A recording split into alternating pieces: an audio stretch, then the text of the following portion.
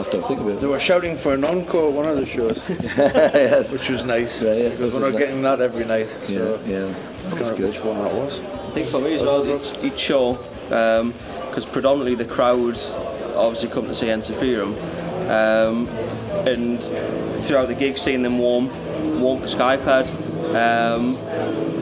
from sort of, so I think it was sort of an unknown quantity for a lot of Ensiferum's fans, and I think throughout the gig by about sort of halfway through, third of the way through, it's sort of, we've mostly won them over, and they are sort of getting into the show and things like that. So it's not a distinct memory, but it's nice being able to sort of be on stage and see the sort of the from to that type of thing. So the food, that's good. Food. The food, definitely. Yeah, the catering generally through the town has been very good. Normally, you think when you go on tour, you can dread what you're going to eat. You know, it's very irregular. So suddenly you get to gigs and you think it's going to be bad, but it has been really, really good. The people who organise the gigs at each gig have been the staff and the venues have been really professional.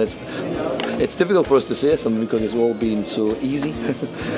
Every day has been in, I think we're in a good situation because it's not our tour. So as I was saying before, all the equipment is headlining. We just have to turn up and basically play, and there's a crowd, and it's no pressure. No pressure for us. It's just to have fun, and you said the crowd are getting into it and make some new fans. So that's it.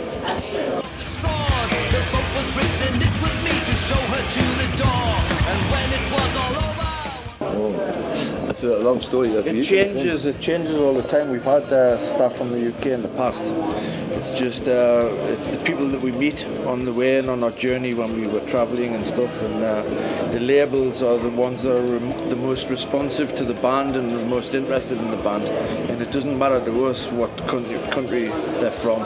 You know, we've had German labels, Italian labels, Dutch labels in our past, so we go where we think it's going to be the best, and the listenable are great with us. Yeah.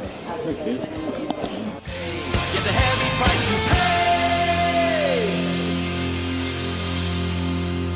Basically, it's a representation of the green man. It's a very universal sort of Celtic symbol, and it's to do with man and nature being very connected. Yeah. That's on the face of it, but I think there's actually a bit more to it. Yeah, the actual green man, and the artist is the artist we used on the first, well, a lot of the SKYCLAD albums, you know, right from the start. From the third album, we used Duncan Stowe to do all our artwork. Then we had a couple of years where we didn't use him as our artist, and we went back. That was the whole idea of this album, was to go like forward into the past and do things like we used to do them. So we got in touch with Duncan, and he had this piece of artwork, and we'd seen it before many years ago and loved it. And it's actually a self-portrait of himself. It's his face, and then he's turned himself into the green man. Yeah. There are two versions of it though. Yeah. There's a younger one and there's an older one. Yes, that's the old one. Okay. There's another version where it's a younger one, which we haven't used, but we have it somewhere. Yeah, we can maybe at some point we'll use it. But so the artist did two versions of this as he got older, and so he turned himself into the green man, which is. Okay. Yeah. And it's like we call it the storyteller, because the new album's got an intro and an outro which is about storytelling. It's all linked to an idea I had about telling stories through the 10 different tracks, so he's like the storyteller.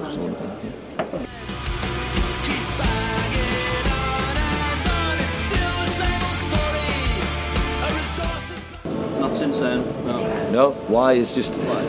It's one of these things that all the bookings are done through promoters, really, essentially. And obviously we were contacted to do Hellfest.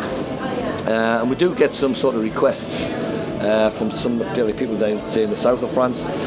But unless you're on a tour like this, it doesn't make sense just to go all the way to France to do one gig, you know.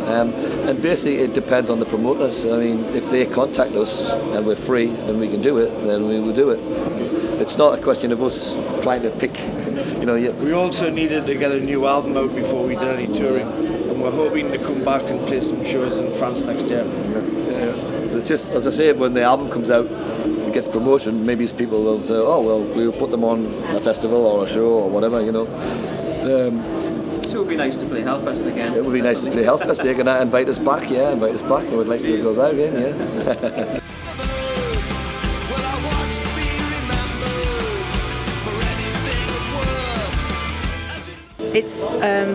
It was made in Scotland, in a place called Fort William, and it's starfish design violins, and they also do cellos and violas, but it sounds like a real violin, which is why I chose that particular violin, because it sounds really good, and also it's custom made, so I measure my acoustic violin and then I give those measurements to the gentleman at Fort William, and he then makes it.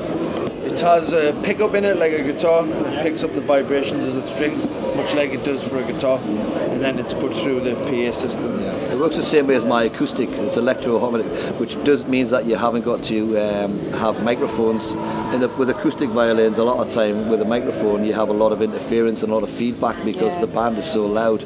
Georgina originally had an acoustic violin, but it can't compete with the volume on the drums and on stage. So that sort of electric version means that it's easier. And she uses a wireless system as well, so she can move around, and so it's a lot just like having better for her. Yeah.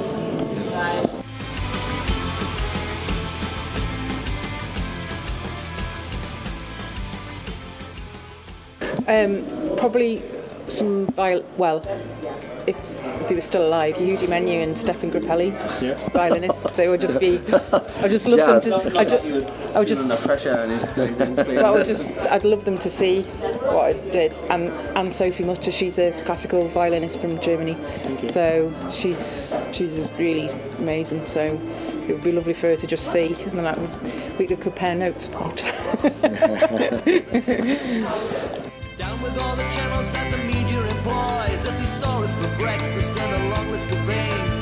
Had to make a comment on... Well, I don't know if that's poetry, but there's lots of words. I think the band's been going so long, we're kind of inherited sort of themes from the band that we're trying to sort of stay within those areas. I mean, the band, as you can see from that there, has got this there's this pagan influence, you know, Celtic folk influence from history, which has been in rock music since the 70s really, so we kind of stick to that. But I think obviously the words to the songs are not going to say very important. It means that not in other songs, but they're quite involved in these themes. They take a lot of researching, particularly this album. I had ideas about what each of the songs is going to be about. And I normally start like that, from titles or something, and then I have to research into what the story. Or sometimes I make stories up from my past or from people that I know, and change the names. So this new one's got a lot of things that were happening in politics last year, obviously with the UK, Brexit, and the American elections, and all that sort of thing. So it has a political dimension to it. So, but there's a bit of politics in it, but we also do some lighter things to, like, for people to have a good time at the concerts, drinking songs and all that sort of thing. So that kind of continues through the albums, you know, some sort of political commentary, social political commentary, and then some fun stuff as well, you know. But it's trying to say something really. I think that's what I'm trying to say. The words are really, they mean something. There's quite a few of them, and they're well thought through a lot. It's not an easy task to do them, you know.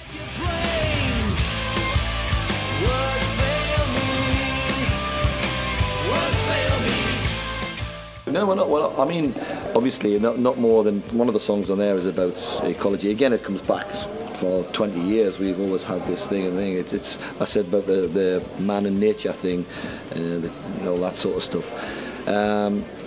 But we're not a protest group or any sort of affiliation or anything. It's just to me it seems like common sense, really. You know, that we live here. Views about it, but we don't. We're not writing songs to like force a message through to anybody. It's just there. It's awareness, isn't it? It's just awareness. Just observation, really. You know. Why polluting the planet is, I don't think it's good for anybody. So, no, it's just as simple as that. Whoever you are, right, left, or politically or whatever. Yeah, it's just obviously commenting on what we see as we live. You know, as you said, it's modern day stuff. It's what happens now. It's kind of like mixing current affairs with history. Yeah. And seeing what happened in the past and what we're doing now, and comparing and comparing. Impartial social commentary. I don't know. Well, maybe not impartial. There's always bias in anything, but.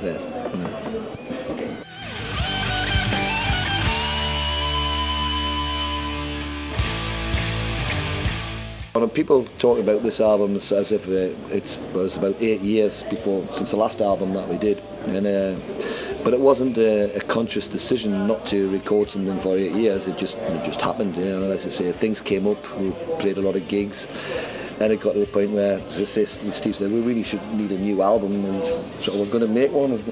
No, okay, then let's make a new album. And then the album actually happened really quickly.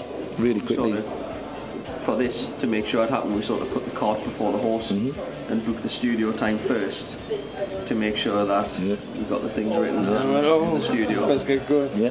So it was quite quick once we decided to do it. But now, having done it, it's got us back into this frame of mind, like touring and things, to become a little bit more active. And so I think we'd rather do a new album sooner rather than later. You know, and so my intention is we're starting to sketch things out. So next year, or within a year or two, there's going to be another album.